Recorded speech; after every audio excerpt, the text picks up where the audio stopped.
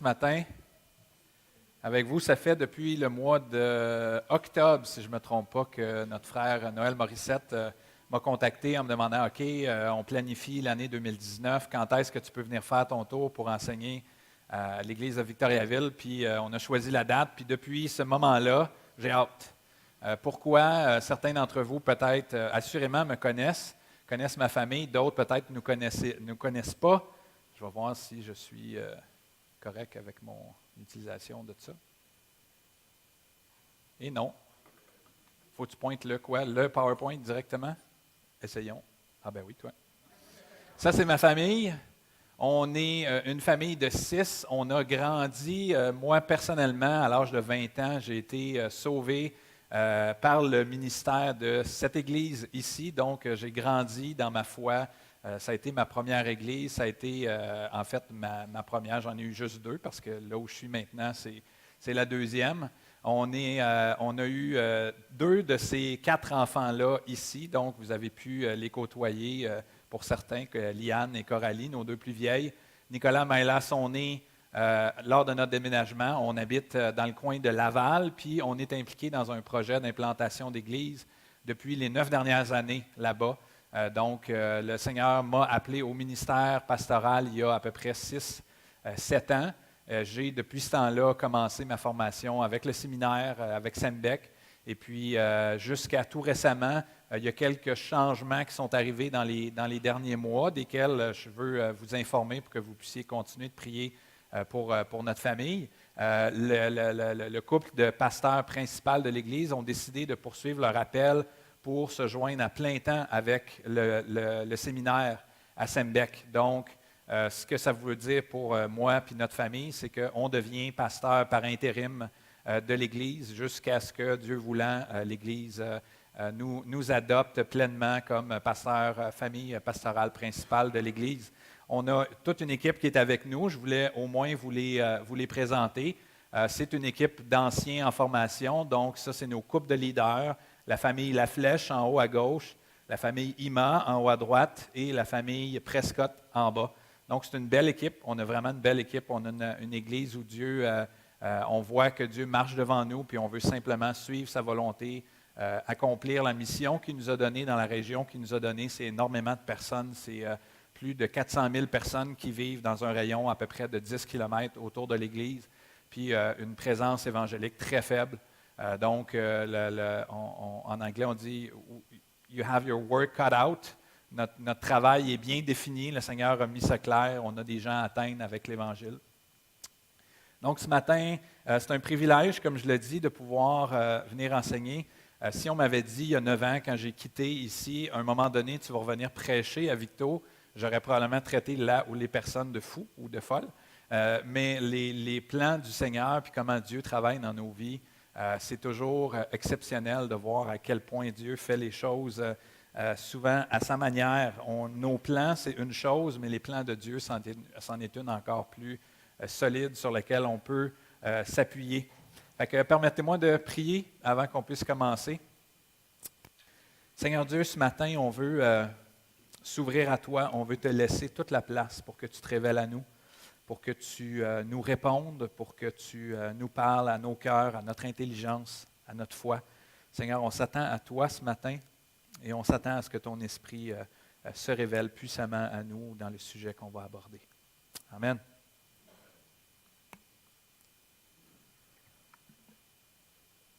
Le sujet que j'ai décidé d'aborder ce matin, c'est un sujet que je pense qu'il n'y a absolument personne,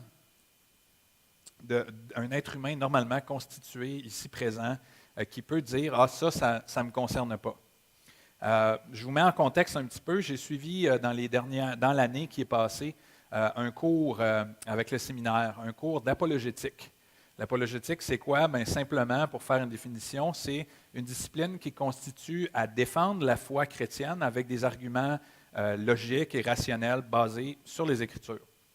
Puis de ce cours-là est née chez moi une curiosité vraiment pour comprendre le raisonnement des gens. Pour défendre la foi, une des choses essentielles qu'on a besoin de faire, c'est pas d'arriver avec des passages bibliques puis de frapper sur les gens avec des passages bibliques, mais vraiment de chercher à comprendre le raisonnement logique des gens. leur façon de voir la vie, il faut la comprendre pour être en mesure d'appliquer l'Évangile correctement. Puis une des questions qui est souvent posée, puis qui revient souvent dans des discussions que je peux avoir avec des non-croyants, c'est la question suivante. Si Dieu est bon et tout-puissant, pourquoi le mal existe? C'est une des questions fondamentales souvent à lesquelles les gens sont confrontés quand on veut présenter l'Évangile. Puis parce que les gens sont confrontés à des questions en tant que croyants, en tant que missionnaires, représentants, ambassadeurs de Christ, c'est important pour nous d'avoir réfléchi aux réponses à ces questions-là. C'est important pour nous d'y répondre, puis de bien comprendre les enjeux, pourquoi les gens posent ces questions-là. Puis surtout, et principalement, de comprendre comment Dieu, lui, répond à ces questions-là. Parce que nous, on peut avoir une réponse. Elle peut être bonne, elle peut être à moitié bonne, elle peut être vraiment mauvaise dans le champ. Mais comment Dieu répond à ces questions difficiles-là? Puis dans ce processus-là, je réalise à quel point, des fois, en tant que chrétien nord-américain, je ne peux pas dire pourquoi nécessairement, mais des fois, on est loin d'avoir nous-mêmes réfléchi des réponses à ces questions-là. Parce qu'il y en a qui sont difficiles dans ces questions-là. Puis ça, c'en est une. Puis, pour moi, je trouve que c'est important qu'on comprenne les implications que ça a pour nous en tant que croyants, avant même d'être capable d'y répondre pour les gens qui n'ont pas de réponse. Puis, quand on n'a pas de réponse, ce qui m'inquiète de ça, c'est que, inévitablement, on va avoir des doutes. Le manque de réponse dans nos vies vont amener des doutes, qu'on soit croyant ou non. Puis des fois, ces doutes-là vont être volontaires parce qu'on sait ce que Dieu en dit, mais on n'est pas d'accord, on ne l'accepte pas. Des fois, ces doutes-là vont être involontaires parce qu'on n'a jamais vraiment mis le temps de réfléchir à ces questions profondes-là ou parce qu'on manque d'informations, tout simplement. Puis vous allez me dire, bien, Richard, tu ne peux pas avoir réponse à toutes les questions, puis la Bible en soi ne donne pas les réponses à toutes les questions qu'on peut avoir. C'est vrai. Je vous l'accorde. Sauf que, quand même, le fait de ne pas avoir de réponse sur des choses fondamentales, par exemple, pour moi, ça, c'est une question fondamentale, bien, ça m'inquiète parce que ça vient interagir avec notre façon de vivre notre foi, notre façon d'aimer Dieu, puis notre façon de le faire connaître aux gens. Après tout, on a une mission. C'est ça la mission, c'est d'être parmi un monde qui a besoin de se réconcilier avec Dieu. Puis c'est nous, ses représentants. Donc, ce que je vois là-dedans, c'est le danger dans le fait que là où on n'a pas de réponse, on a un ennemi qui veut venir en mettre des réponses dans notre esprit, dans notre cœur. Puis quand c'est lui qui vient mettre des réponses, c'est des mensonges qu'il vient mettre. Puis ces mensonges-là, ultimement, servent toujours à nous égarer, puis ultimement, à nous faire perdre de vue le réel désir, le réel plan de Dieu. Donc, si j'en viens à douter, j'en viens à croire que Dieu, dans cette question-là, il n'est pas bon. Dieu n'est pas tout-puissant. Puis à la limite, s'il tolère le mal, si le mal existe, à quelque part, c'est que Dieu il est un genre de despote qui est vengeur ou bipolaire ou qui a un dédoublement de personnalité bizarre parce qu'on lit les Écritures et on voit deux choses. Puis si on en arrive à douter et à penser ces choses-là sur Dieu, bien, l'ennemi a réussi son travail, puis en bout de ligne, ça nous ramène au travail de l'ennemi dans le jardin. Il a réussi à semer un doute. Dieu a-t-il vraiment dit? Donc, ce que je suis en train de dire, c'est qu'il y a des vérités sur Dieu puis sur la foi chrétienne qu'on a sérieusement besoin d'affermir, de comprendre, d'avoir des réponses à des questions. Comme celle-là, si on veut vraiment briller pour Dieu. Quand je priais justement pour ce sujet-là, Dieu m'a clairement montré justement qu'il y a une partie de cette question-là bien précise qui doit être adressée. Dans la question justement, si Dieu est bon et tout-puissant, pourquoi le mal existe? Le titre de mon enseignement aujourd'hui, la souffrance, à qui la faute? La question de la souffrance est absolument impossible à éviter pour un être humain normalement constitué. Mais pour un disciple de Jésus, la réponse à cette question-là est encore plus importante parce qu'elle est centrale à notre compréhension de l'Évangile puis à notre marche chrétienne au quotidien. C'est un fait, la souffrance est partout. On l'aperçoit dans notre quotidien, dans nos relations. On peut la subir, mais on peut la faire subir. On peut être celui qui la crée ou celui qui la reçoit. On peut en être témoin. Elle est autant humaine que naturelle. On la voit dans la création autant qu'on la voit. Elle est perceptible dans nos vies. La souffrance est réelle, elle est partout. On la voit à la télé, à la radio. Dans tout ce qu'on fait, dans tout ce qu'on vit, la souffrance est palpable, elle est présente. Puis non seulement la souffrance a une connotation péjorative négative, mais on trouve aussi la souffrance dans ce qui est positif. Excusez-moi. Tu veux travailler, avoir une meilleure santé, tu vas souffrir. Il va falloir que tu souffres pour te rendre là. Il y a plein d'occasions, même dans ce qui est bon, où on va avoir la souffrance.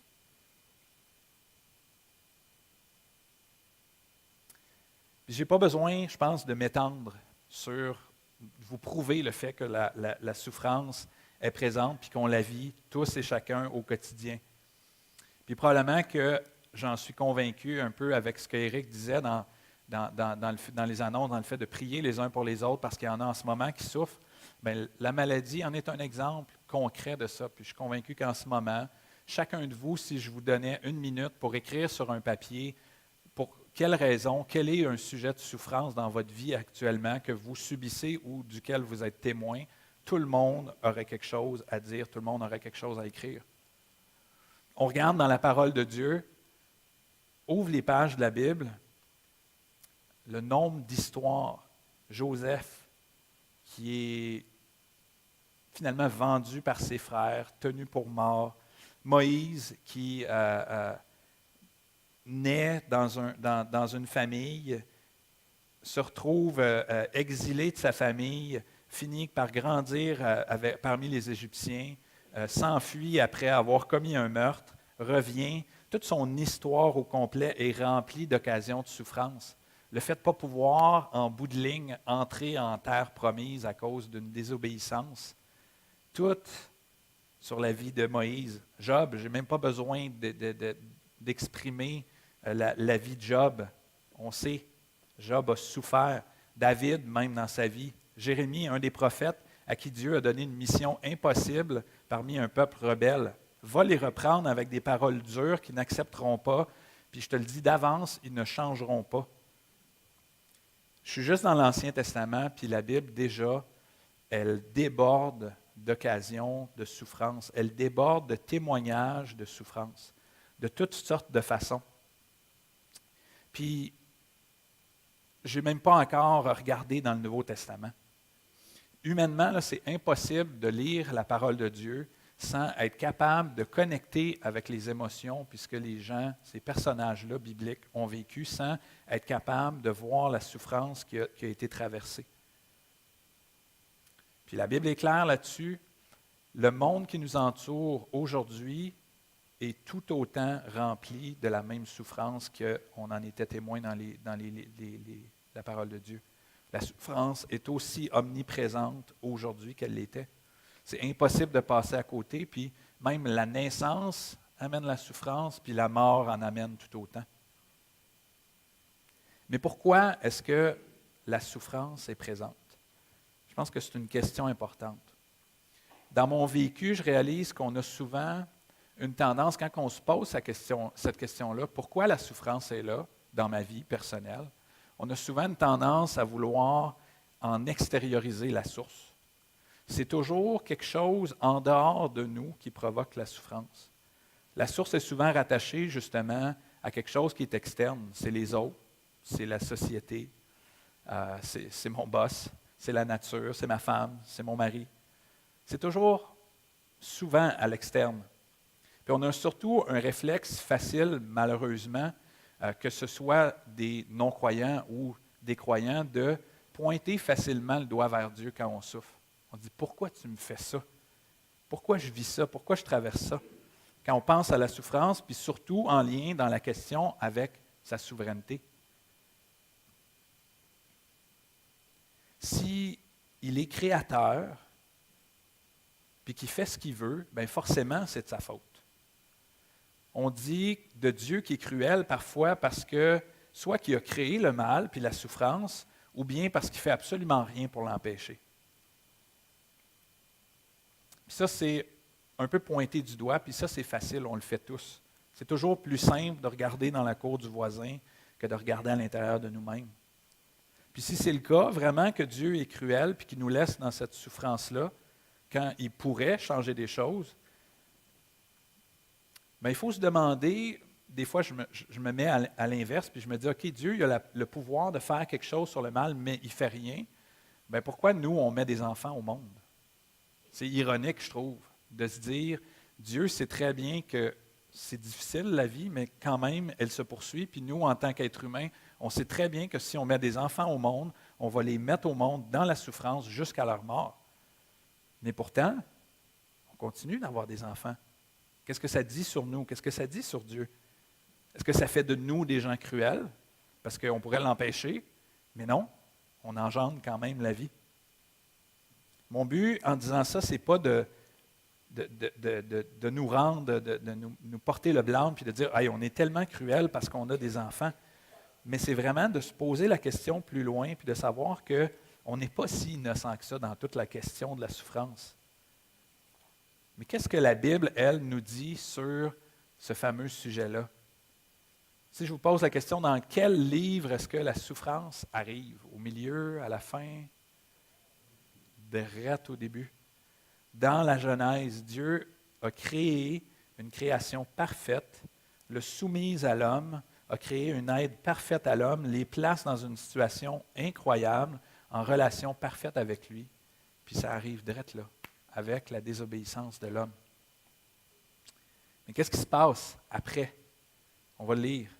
Dans Genèse 3,16, Dieu dit à la femme, « Je rendrai tes grossesses très pénibles, et tu mettras tes enfants au monde dans la souffrance. Ton désir se portera vers ton mari, mais lui te dominera. Il dit à Adam, puisque tu as écouté ta femme et que tu as mangé du fruit de l'arbre dont je t'avais défendu de manger, le sol est maudit à cause de toi. C'est avec beaucoup de peine que tu en tireras ta nourriture tout au long de ta vie. Il te produira des épines et des chardons, et tu mangeras des produits du sol. Oui, tu en tireras ton pain à la sueur de ton front, jusqu'à ce que tu retournes au sol dont tu as été tiré, car tu es poussière et tu retourneras à la poussière. » On part d'un monde parfait, où rien de ça existe. La désobéissance arrive, et boum, tout change. Mais qu'est-ce qui a changé? L'homme a décidé de faire un choix en Adam. Il a décidé de se rebeller contre son Créateur en utilisant son libre arbitre, son choix, de façon ingrate pour se détourner de Dieu, plutôt que de l'utiliser pour aimer Dieu vraiment. Puis ce choix-là que Adam et Ève ont fait a entraîné toute une suite d'événements qui a changé le cours de l'humanité jusqu'à nous aujourd'hui. À cause de leur désobéissance puis de leur ingratitude, le mal puis la souffrance ont fait leur entrée dans le monde, puis absolument tout ont été affectés. Quand on lit ce passage-là, c'est pas juste tu vas te sentir mal d'avoir désobéi, puis après ça va passer, puis tout va être correct. Absolument tout. Autant le monde naturel que le monde spirituel. L'homme physique autant que l'homme spirituel. Avec un acte de rébellion. Donc la responsabilité humaine, quand on regarde au récit biblique, directement au début, la parole de Dieu associe la souffrance avec la responsabilité humaine.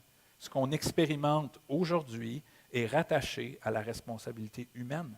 La source de la souffrance de ce que tu vis en ce moment est rattachée à la rébellion de l'homme face à un Dieu créateur qui donnait absolument tout à l'homme. Puis là, je parle autant de toi que de moi. Je parle autant des hommes et des femmes qui ont vécu après Adam et Ève jusqu'à nous aujourd'hui, comme je parle de ceux qui vont vivre après nous. Puis, des fois, on est incrédule par rapport à ça. Il y a une partie de nous qui se dit, comment est-ce que ça se peut qu'avec la désobéissance d'une seule personne, ça en vienne jusqu'à ce que moi, aujourd'hui, je suis responsable, je porte le même fardeau qu'eux ont porté au départ. Puis bien qu'on ne peut pas expliquer complètement dans la réflexion de Dieu comment la désobéissance d'un homme peut provoquer ce que ça a provoqué, mais c'est une réalité. L'homme a fait le choix, a décidé de désobéir à Dieu puis de se rebeller contre lui, voulu être Dieu à la place de Dieu. Puis ça, si vous êtes incrédule à ça, par rapport au fait que ça s'est transmis, hein, ben regardez juste à votre vie.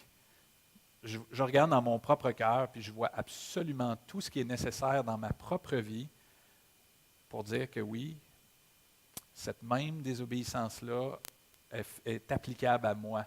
Moi, aujourd'hui, je suis capable de façon constante de désobéir à la loi de Dieu. J'ai les mêmes racines en moi que Adam et Ève avaient. Le même péché qui teinte ma vie a teinté le leur à partir de ce moment-là. C'est une constante qui ne change pas. Le récit biblique nous le démontre clairement. Puis nos vies font la même chose.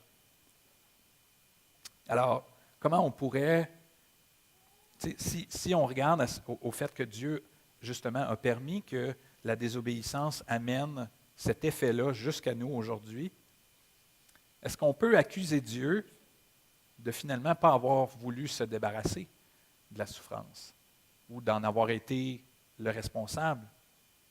Bien, simplement, là, si Dieu vraiment, premièrement, est-ce qu'on aurait voulu être comme des robots qui n'ont pas la possibilité, dans aucune circonstance, d'avoir un certain libre arbitre? J'ai déjà expliqué ça de façon très simple à mes enfants. Est-ce que si moi je suis ton papa, puis je te dis, mais tu n'as pas le choix de m'aimer, puis je vais mettre en toi tout ce qu'il faut pour que tu n'aies pas le choix de m'aimer, est-ce que c'est un amour réel? Vous pouvez répondre. Non. Si je t'oblige, puis je mets en toi tout ce qui est nécessaire pour que tu n'aies pas la possibilité de ne pas m'aimer, ton amour n'est pas de l'amour. Donc, Dieu, en donnant à l'homme la possibilité de l'aimer ou non, de lui obéir ou non, ce que Dieu recherchait, c'est un amour réel et profond. Il est l'auteur du vrai amour, puis ce qu'il recherchait, c'est un amour délibéré de la part de sa créature.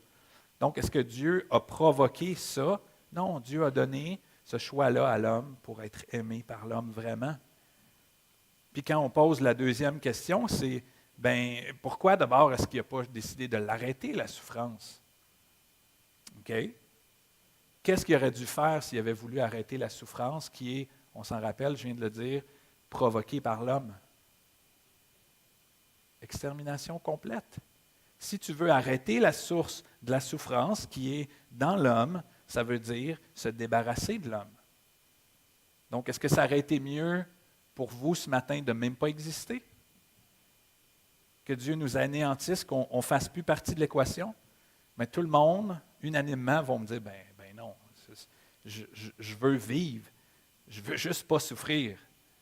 C'est logique, je suis d'accord avec vous. La souffrance amène des difficultés, mais la vie en vaut la peine. Puis c'est exactement pour ça qu'on continue d'avoir des enfants. Tantôt, je nous disais, on est-tu cruel d'avoir des enfants? Non, il y a quelque chose dans le désir de Dieu qui est bon là-dedans. Avoir un enfant, c'est loin d'être facile, que ce soit pour les enfants ou pour les parents. Le fait est qu'en participant à la souffrance ensemble, on y participe pour le résultat final qui est relationnel, puis qui est un amour inconditionnel d'un parent envers son enfant. Mais ça non plus, on ne l'a pas inventé. C'est à l'image de l'amour inconditionnel de Dieu le Père. C'est ça qu'on voit, c'est le design voulu par Dieu. C'est pour ça qu'on continue d'avoir des enfants. Donc, ce qu'il faut chercher à comprendre, c'est pourquoi Dieu a décidé de laisser aller la souffrance plutôt que de nous anéantir. Puis dans la sagesse infinie de Dieu, puis en comparant ça à notre sagesse vraiment limitée, c'est impossible pour nous de vraiment savoir pourquoi Dieu tolère ou continue de tolérer la souffrance. J'utilise un peu l'image d'un enfant qu'on doit amener chez le médecin pour le traiter de quelque chose de grave. J'ai une de mes filles qui a dû être hospitalisée à l'âge de 3 ans pour subir une opération pour enlever un ganglion qui s'infectait puis qui menaçait sa vie ultimement. Elle ne comprenait absolument pas pourquoi on l'amenait chez le médecin, qu'elle allait se faire endormir, que ça allait faire mal. Le médecin allait la piquer. Pour elle, c'était juste, qu'est-ce que c'est ça? Mais nous, ses parents, on la regardait, puis parce qu'on l'aimait, on disait, on veut que tu survives à ça, puis tu vas avoir besoin de souffrir un peu pour être capable d'être de l'autre côté, puis de dire, voici pourquoi j'ai souffert. C'est pour ça aujourd'hui que ma fille est en vie, puis qu'elle est avec nous, parce qu'elle a souffert. Mais de la même façon, cette analogie-là me fait penser au fait que Dieu est plus grand que moi, infiniment plus grand que moi, plus sage que moi. Puis dans ma souffrance, il y a quelque chose que Dieu fait là-dedans que je ne comprends pas maintenant, mais qui a un but.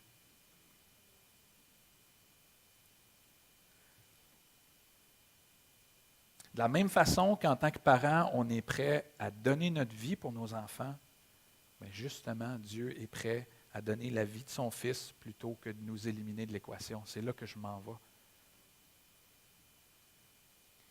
Je le dis souvent à plusieurs, la bonne nouvelle, c'est que Dieu, malgré la désobéissance de l'homme, puis l'impact que ça a eu sur l'humanité, Dieu choisit de sauver des hommes et des femmes quand il aurait dû, il aurait eu le droit, ça aurait été logique et sage de sa part de nous anéantir.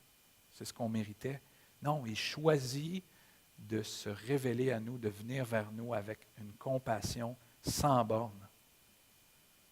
C'est ce qui m'amène à mon point central du sujet de ce matin. Dieu nous aime, puis il refuse de nous anéantir. Mais alors que Dieu, comment Dieu veut interagir avec notre souffrance? Quand on pointe le doigt vers Dieu à cause de nos souffrances, il ne faut jamais oublier que le Dieu qu'on adore est le Dieu qui est venu s'incarner en Jésus sur la terre pour vivre pleinement nos souffrances. Jésus est venu pleinement s'identifier avec l'homme, est venu vivre ce qu'on a vécu. Puis des fois, j'ai été coupable de ça. On a une tendance un peu malsaine à se dire, « Ouais, mais Jésus, tu sais, on peut-tu vraiment s'identifier à lui? C'était Dieu. » En d'autres mots, on est en train de dire, « Ouais, mais lui, il l'a eu facile. »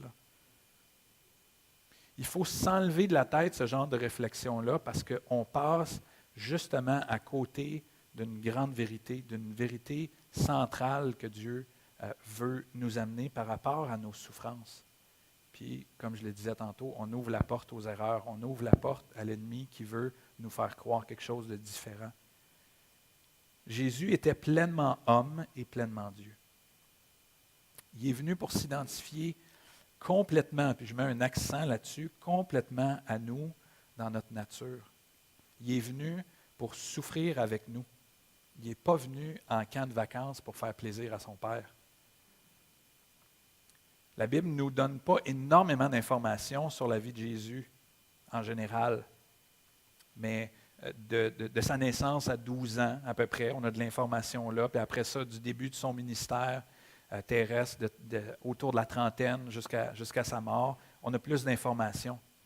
Mais ça m'arrive souvent, quand j'ai ces réflexions-là, de me poser la question, puis je vous lance cette réflexion-là. Vous êtes-vous déjà imaginé qu'est-ce que Jésus a vécu durant sa vie humaine sur terre? Je trouve que facilement, on jette ça de côté justement parce qu'on pense juste à sa divinité. On ne pense pas au fait qu'il a dû vivre pendant 33 ans sur terre avec des gens comme vous et moi autour de lui. C'est là que moi, ça fait ouf. Puis quand je pense à ça, que j'essaie de m'arrêter à penser à la vie de Jésus, j'ai un passage en particulier qui me vient en tête dans Ésaïe, qui était une prophétie au sujet de Jésus. Ésaïe 53:3. Il était méprisé, abandonné des hommes, un homme de douleur, habitué à la souffrance.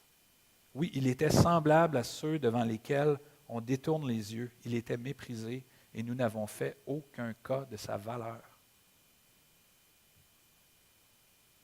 Je vais nous mettre un peu dans la peau de Jésus, là. Pour les gens qui t'entourent, tu es l'espèce de weirdo qui passe son temps à la synagogue, qui est capable d'enseigner les enseignants de la synagogue. Tu es né dans des circonstances qui autrement auraient mené à la lapidation de ta mère. Donc, tu es toujours mis sur le spot parce que tu es le petit weird qui est né dont on ne sait pas qui son père. Tu ne pêches pas. Imagine-toi ça. Ça vous arrive des fois d'être mis sur le spot par des collègues, par la famille, parce que vous êtes un petit peu trop moral. Ah, lui, on sait bien, hein, il ne triche pas, il ne ment pas, il déclare tous ses impôts. C'est un weird. C'est des petites bribes dans nos vies qu'on se fait mettre sur la sellette parce qu'on est un petit peu trop moral et juste. Imagine-toi, tu ne pêches pas. Qu'est-ce que la vérité fait? Elle met en lumière le mensonge. La vie de Jésus au complet mettait en lumière le péché dans les gens qui l'entouraient. À quel point est-ce que Jésus a dû être mis à part? Ésaïe nous le dit.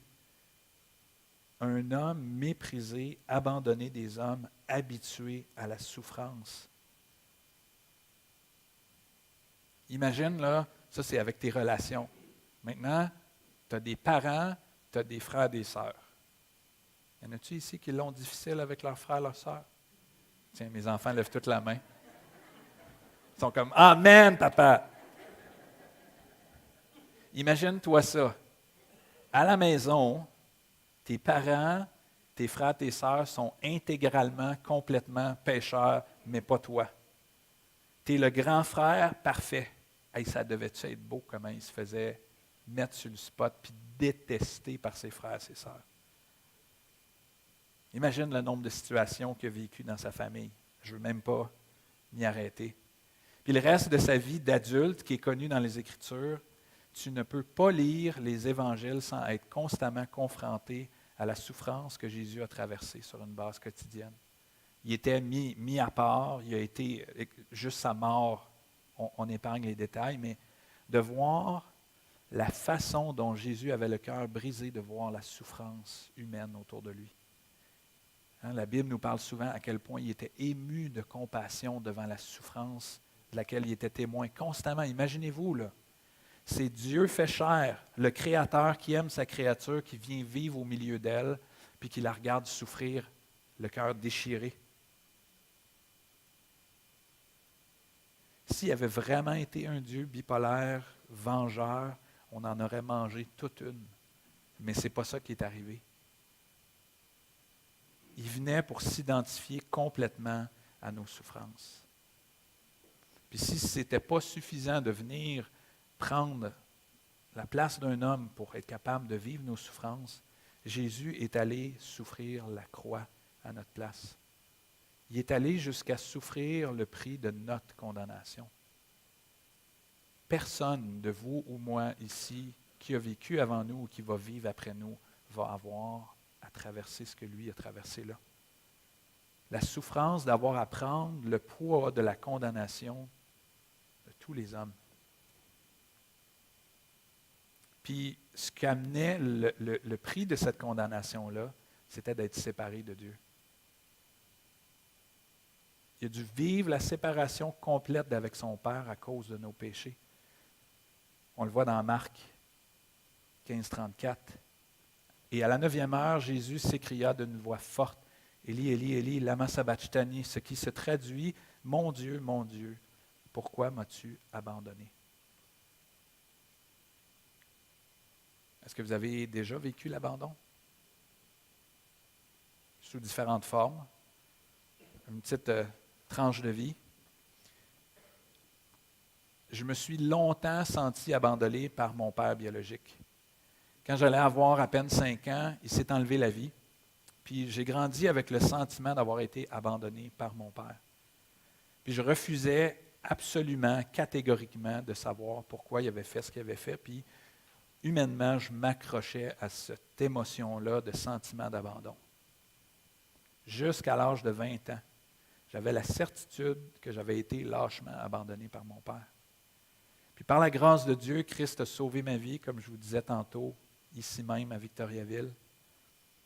Puis j'ai compris que c'était la souffrance psychologique puis sa détresse émotionnelle qui l'avait amené à porter ce geste-là.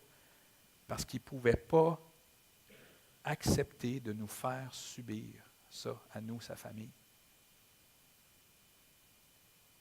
Quelle détresse! Souffrir au point de préférer disparaître pour les gens qui nous entourent parce qu'on ne veut pas leur imposer notre souffrance. Cet abandon-là que moi je ressentais était causé par la souffrance du péché, celui de mon père, puis le mien. Mais Jésus, lui, était sans péché, le Fils du Dieu très haut. Donc imagine d'avoir à vivre l'abandon comme ça, comme Jésus l'a vécu. Puis d'avoir à le vivre,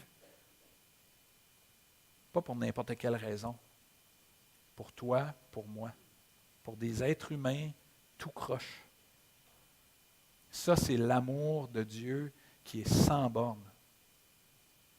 Les dernières paroles de Jésus avant de mourir me touchent toujours. Père, pardonne-leur car ils ne savent ce qu'ils font. Si ça, ce n'est pas la compassion puis l'amour de Dieu. Sa vie, du début à la fin, a été caractérisée par une chose. Il est venu s'identifier à notre souffrance, puis il est venu la vivre avec nous. Non seulement il est venu vivre notre souffrance avec nous pour s'identifier pleinement à nous, qu'on ait un appui en lui, il a non seulement vécu, mais il a triomphé de la souffrance en y répondant parfaitement par une vie sans péché.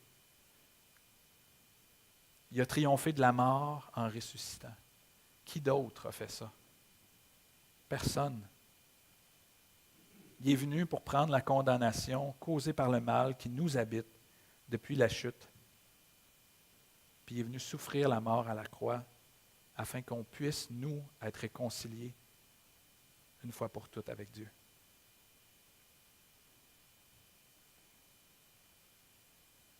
Hébreux 2,10 nous dit en effet, Dieu a créé tout ce qui existe et pour qui sont toutes choses, voulait conduire beaucoup de fils à participer à sa gloire.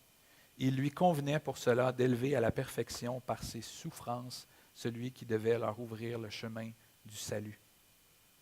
Encore en Romains 5, 3, mieux encore, nous tirons fierté même de nos détresses, car nous savons que la détresse produit la persévérance. La persévérance conduit à la victoire dans l'épreuve et la victoire dans l'épreuve nourrit l'espérance.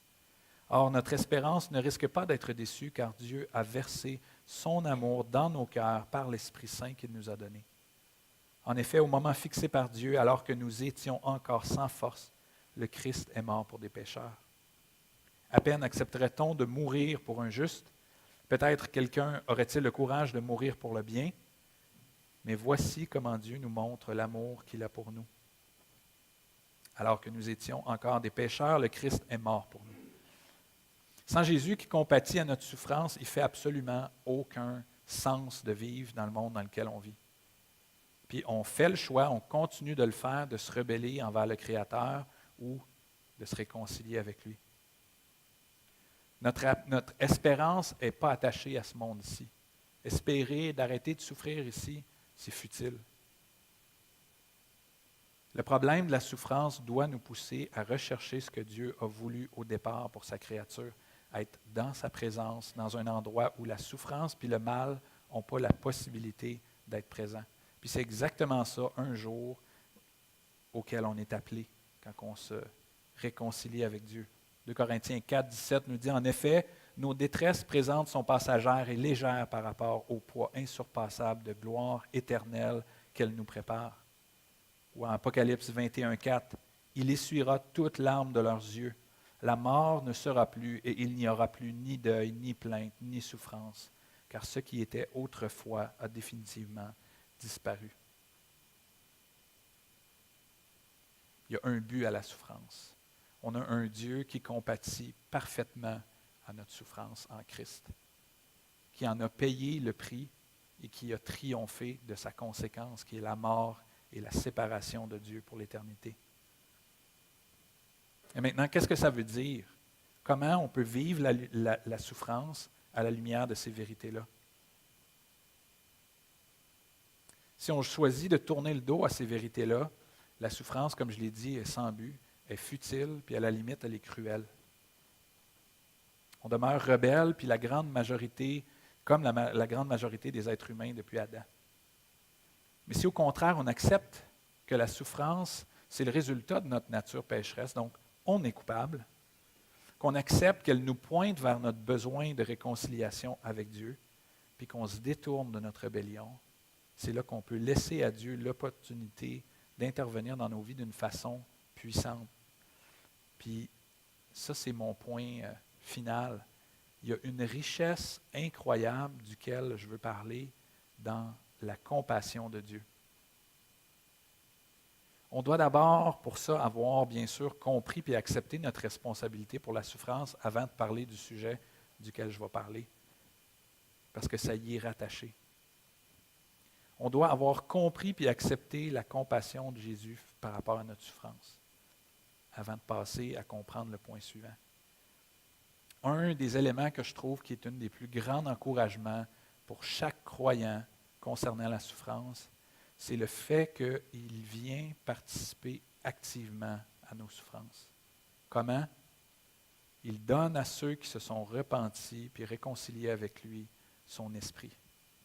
L'Esprit Saint, c'est Dieu lui-même qui vient faire sa demeure en nous pour nous accompagner jusqu'à la fin. C'est la puissance de Dieu qui marche et qui souffre avec nous. Ça, c'est le Dieu d'amour qui vient vers nous puis qui compatit en toutes circonstances, non seulement par la vie, la mort, la résurrection de Christ, mais en venant habiter au milieu de nous. Dieu nous a envoyé un consolateur. Romains 8. Vous, au contraire, vous n'êtes pas livrés à vous-même, mais vous dépendez de l'Esprit, puisque l'Esprit de Dieu habite en vous. Si quelqu'un n'a pas l'Esprit du Christ, il ne lui appartient pas. Or, si le Christ est en vous, votre corps reste mortel à cause du péché. Mais l'Esprit est source de vie parce que vous avez été déclarés justes. Et si l'Esprit de celui qui a ressuscité Jésus d'entre les morts habite en vous, celui qui a ressuscité le Christ d'entre les morts rendra aussi la vie à vos corps mortels par son Esprit qui habite en vous. Je pourrais continuer. Le Saint-Esprit change absolument tout. Même quand la souffrance est à un point tel qu'on ne sait plus quoi dire, on ne sait plus comment réagir, on ne sait plus quoi faire, quoi penser, quoi prier, même dans ces moments-là, le Saint-Esprit intercède en notre faveur. Romains 8, 26. De même, l'Esprit vient nous aider dans notre faiblesse.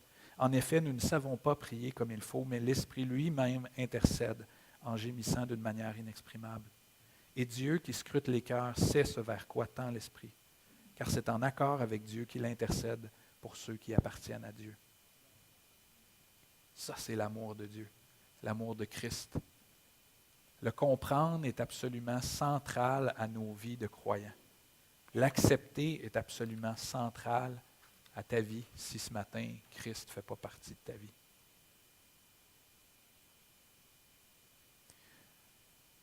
La réalité de tout ça, puis un peu une exhortation que je veux nous amener, c'est la suivante. Savoir et comprendre ces choses-là ne change pas le fait que tu vas continuer de souffrir jusqu'à la fin. C'est encourageant, hein? C'est une réalité, c'est impossible à contourner. Tu ne peux pas et ne devrais pas prier pour que Dieu arrête la souffrance dans ta vie. Pourquoi? Parce que ça va à l'encontre de la réalité qui est là. Maintenant, comment tu vas traverser la souffrance fait toute la différence. On est une famille, les chrétiens. Dieu nous a dit qu'il nous a adoptés puis qu'on devient frères et sœurs les uns des autres. On devient un corps. Mais comment ce corps-là peut interagir ensemble dans la souffrance? Des fois, c'est impossible de comprendre puis d'aider nos frères et nos sœurs qui traversent la souffrance. On a besoin de s'attacher aux vérités qu'on vient d'entendre, sans douter, puis sans pointer du doigt ou de chercher à trouver un coupable. Des fois, on fait ça dans la vie les uns les autres. Ah, tu souffres, mais regarde, c'est à cause, tu as fait telle affaire. Ah, il t'a subi telle chose. Ah, tu t'es attiré ça. On doit s'attacher aux vérités sans douter, sans pointer du doigt, sans chercher à trouver un coupable, que ce soit Dieu qu'on veut pointer comme coupable, nos circonstances, nos erreurs, nos manquements. Soyons présents les uns pour les autres dans la souffrance. Soyons pas seulement des donneurs de conseils dans notre incapacité d'aider ou à comprendre. En tant qu'humain, des fois, on peut faire plus de dommages que d'autres choses. Regardez les amis de Job dans leur façon d'essayer de le reprendre dans sa souffrance ou de l'encourager. Dieu est celui qui peut faire la différence. Donc, soyons attachés à Dieu, à ses enseignements, puis unis les uns aux autres. J'aime beaucoup le verset de, je l'ai-tu, 2 Corinthiens, 2 Corinthiens 1, 3. Béni soit Dieu, le Père de notre Seigneur Jésus-Christ, le Père qui est plein de bonté, le Dieu qui réconforte dans toutes les situations. Il nous réconforte dans toutes nos détresses, afin qu'à notre tour, nous soyons capables de réconforter ceux qui passent par toutes sortes de détresses, en leur apportant le réconfort de nos bons conseils, le réconfort que Dieu nous a apporté. Soyons prêts à pleurer avec ceux qui pleurent, à marcher dans la douleur, qu'elle soit physique ou émotionnelle, de ceux qui marchent avec. Mais surtout, soyons prêts ensemble à s'en remettre à Dieu pour persévérer jusqu'au jour où Dieu va nous libérer. C'est une promesse. Un jour, tu vas être libéré de la souffrance. Probablement pas ici, peut-être temporairement, mais assurément, complètement, une fois dans sa présence. Ça, c'est ce qui fait notre joie. Hein? Pierre l'a dit, voilà ce qui fait notre joie, même si actuellement, il faut que vous soyez attristés pour un peu de temps par diverses épreuves. Celles-ci servent à éprouver la valeur de votre foi. Le feu du creuset n'éprouve-t-il pas l'or, qui pourtant disparaîtra un jour? Mais beaucoup plus précieuse que l'or périssable est la foi qui a résisté à l'épreuve. Elle vous vaudra louange, gloire et honneur lorsque Christ apparaîtra. Donc ce matin, en conclusion, ce que je veux qu'on retienne, c'est ceci. On a délibérément choisi la souffrance en Adam, puis on continue de le faire au quotidien. On en a tous des exemples. On se rebelle envers notre Créateur. Puis malgré que cette rébellion-là mérite la séparation de Dieu pour toujours, malgré ça, Dieu vient vers nous. Dieu est venu pour souffrir à notre place. C'est Dieu le Père qui a envoyé Jésus vivre et mourir pour nous, afin qu'on puisse être réconciliés avec lui.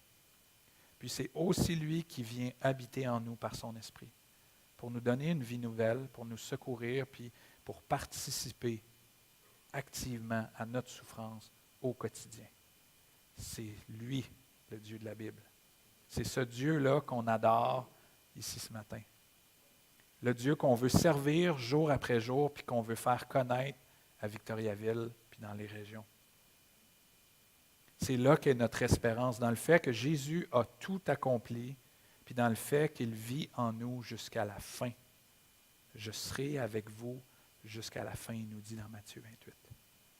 La souffrance est au beau milieu de l'histoire du salut, puis vouloir l'enlever de là, c'est une grave erreur. Parce que Dieu est venu souffrir pour vaincre le mal, puis offrir la grâce, le pardon, puis son esprit à tous ceux qui souffrent.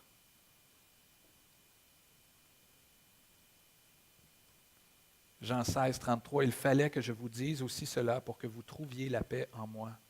Dans le monde, vous aurez à souffrir bien des afflictions, mais courage, moi j'ai vaincu le monde. On adore un Dieu victorieux sur le mal et sur la souffrance. Amen.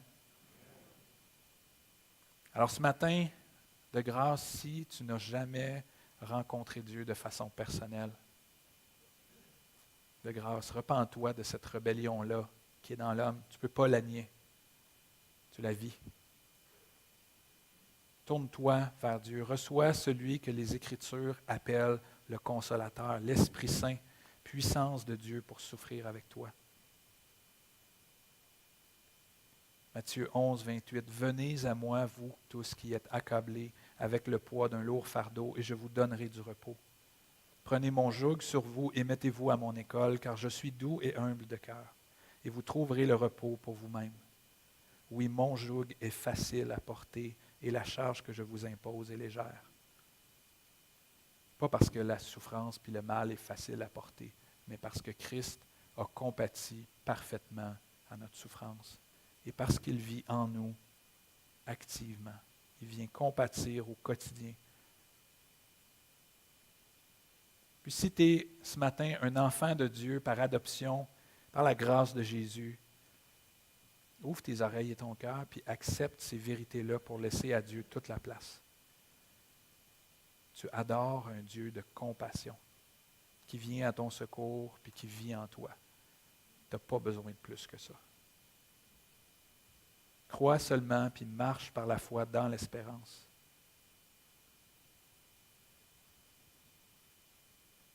Romains 8, 17. Et puisque nous sommes enfants, nous sommes aussi héritiers, héritiers de Dieu et donc co-héritiers du Christ, puisque nous souffrons avec lui pour avoir part à sa gloire. J'estime d'ailleurs qu'il n'y a aucune commune mesure entre les souffrances de la vie présente et la gloire qui va se révéler en nous. Accepte la souffrance, puis vis de l'espérance que Dieu a donnée. Puis en terminant mon mot d'encouragement avec vous, je veux utiliser les paroles de Paul, que Paul a dites à Timothée. 2 Timothée 2, 3. Tel un bon soldat de Jésus-Christ, prends comme moi ta part des souffrances. Amen. Je vais prier avant, je pense qu'on va dans la louange après. Seigneur Dieu, ce matin, on veut se courber devant toi, abandonner la rébellion qui est si facile dans nos cœurs, se tourner vers toi et accepter que tu es le Dieu qui a souffert, que tu es le Dieu qui a compati parfaitement. Tu n'avais pas à le faire, mais tu l'as fait. Et aujourd'hui, ce matin même, on a l'espérance qu'en toi, par toi, on peut traverser n'importe quoi, n'importe quelle souffrance, n'importe quelle douleur, n'importe quelle injustice. Et on te demande, Seigneur, que ce matin, tu viennes agir puissamment en nous, dans nos souffrances. Seigneur, maintenant, reçois l'adoration que tu mérites pour qui tu es. Nous t'aimons et nous voulons te chanter, t'adorer, en esprit et en vérité. Amen.